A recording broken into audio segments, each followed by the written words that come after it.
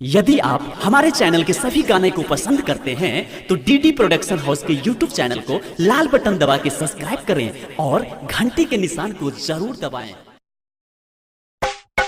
Mix by Kanchan Raj Muzaffarpur.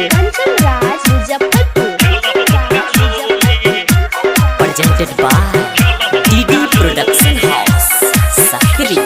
एलैया Diwali छोरी कर नठी ठोली सखी सहेली संगे अइहा हमरा टोली संगे खेलब हुक्का लोली संगे खेलब हुक्का लोली संगे खेलब हुक्का लोली संगे खेलब हुक्का लोली।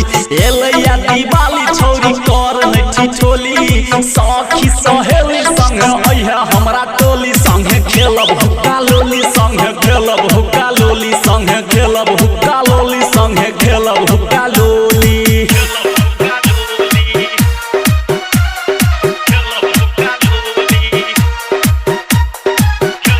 Presented by DD Production House सकरी।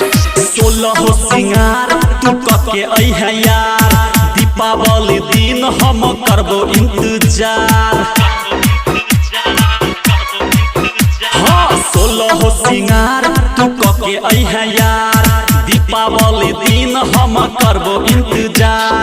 पेरी है जदेलियो लहंगा या चोली सखी सहेली संगे अइहा हमरा टोली संगे खेलब हुक्का लोली संगे खेलब हुक्का लोली संगे खेलब हुक्का लोली संगे खेलब हुक्का लोली। Mix by Kanchan Raj Muzaffarpur. Presented by DD Production House Sakri. खुशियाँ मनेबै मिठाई खिएबै संगे संगे राइटर राजा से मिलेबै। हाँ खुशियाँ मनेबै मिठाई खिएबै संगे संगे राइटर राजा से मिलेबै।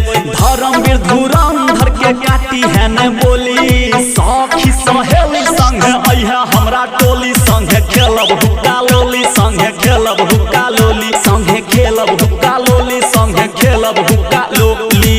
एलैया दिवाली छोरी कर नठी ठोली सखी सहेली संगे अइहा हमरा टोली संगे खेलब हुक्का लोली संगे खेलब हुक्का लोली संगे खेलब हुक्का लोली संगे खेलब हुक्का लोली।